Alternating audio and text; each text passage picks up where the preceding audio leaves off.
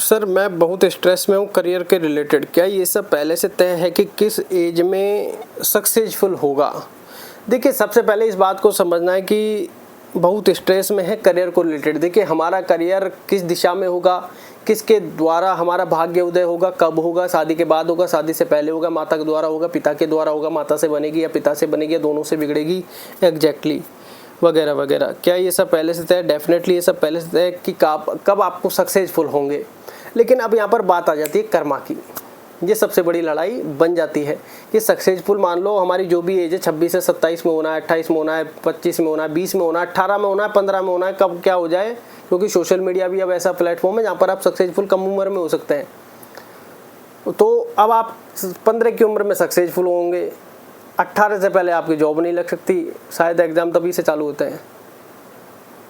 तो फिर 15 की एज में कैसे सोशल मीडिया हो सकता है आपको मिल जाए, कोई ऑनलाइन सिस्टम आपको मिल जाए, किसी के थ्रू आप प्राइवेट काम करने लग जाएं। वो समय तय करेगा कहाँ से आपके पास पैसे आने हैं। यहाँ पर मैन आता है कि किस एज में सफलता मिलेगी। जिस एज में आपकी सफलता एक बार लिख गई है उसी एज में सफलता मिलेगी आपको। तो क्या कर्म नहीं करे? अब यहाँ पर देखिए, लोगों के अलग अलग तथ्य है कि क्या कर्म नहीं करना चाहिए, कर्म से, मेहनत से। देखिए, कर्म तो हर अवस्था में करना ही है।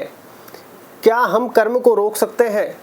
तो इसमें वो वाली फीलिंग आती है कि हम सब निमित्त माध्यम मात्र हैं, हम कर्म को भी नहीं रोक सकते। जैसे प्रारब्ध हमारा सेट है, उसी प्रारब्ध के अनुरूप हमारे कर्म भी सेट है। मान लो आज कहीं हमको बस में जाना है और बस में जाने के बाद, माफ़ कीजिए, बस की जगह बाइक ले लेते हैं कि हमको कहीं बाइक से जाना है और रास्ते में हमारा एक्सीडेंट होना है। तो क्या हम बाइक से नहीं जाएंगे? क्या हम अवॉइड कर सकते हैं उस परिस्थिति को? नहीं कर सकते। समय रूपरेखा ही ऐसी बनाएगा कि आप हंसते खेलते वहाँ तक पहुँच जाओगे। तो क्या कर्म को रोक सकते हैं? शायद नहीं रोक सकते।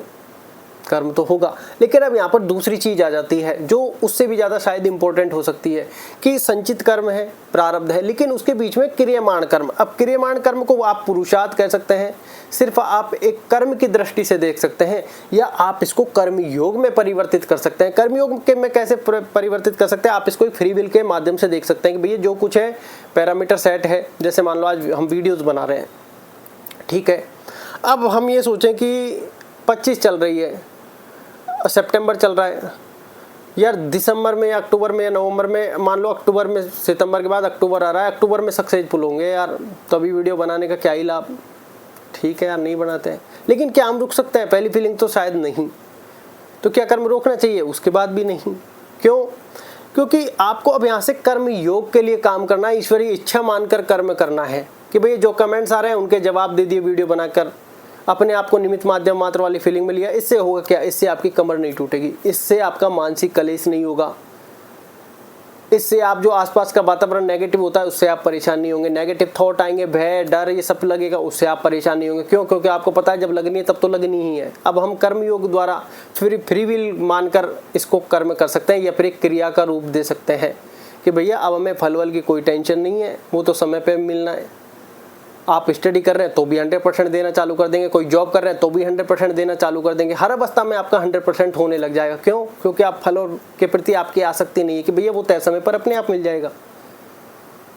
ये कर्म योग बन जाता है कि किस एज में सक्सेसफुल होंगे और करियर को रिलेटेड परेशानी। मान लो आज कुछ भी आप तैयारी कर रहे हैं और आपके लिखी कुछ चीज़ें और हैं, आपको नहीं पता, तो परेशान ना होइए, समय ले जाएगा आपको वहाँ तक।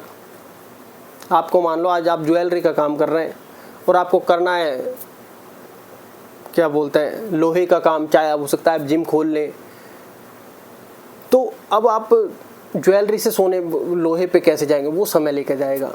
तो इसलिए आप फ्री विल होकर अपना कर्म के सिद्धांत पर ध्यान दें कि कर्म योग पुरुषार्थ आप कर सकते हैं, अच्छे खासे 100% दे सकते हैं, और वो फ्री माइंड के साथ कि भैया ये कर्म हमें करना है, जो भी आपको मिल रहा है तो इसको आप फ्री विल के साथ करें, प्योर तरीके से, बिल्कुल पूर्ण निष्ठा के साथ, जिसमें आपको आनंद आए। बाकी जो चीज़ें तय समय पर है वो होती रहेंगी। हो सकता है आपको ये काम छोड़कर किसी दूसरे में शिफ्ट होना पड़े, तो आप उसके लिए भी आपको तैयार रहना होगा, मन खराब नहीं करना है। हो सकता है लाइफ में डाउनफॉल भी आए, लेकिन बहुत से लोगों के लाइफ में देखा गया है नौकरी जाती है, डाउनफॉल आता है, फिर वो उसके बाद अगला लेवल, बड़ा लेवल अचीव करते हैं। कुछ लोगों के लाइफ में 2-3 साल ऐसा डाउनफॉल आता है, उनको लगता है कि सारी चीज़ें अस्त व्यस्त हो गई, वो डिप्रेशन में भी चले जाते हैं, या लगता है कि लाइफ में कभी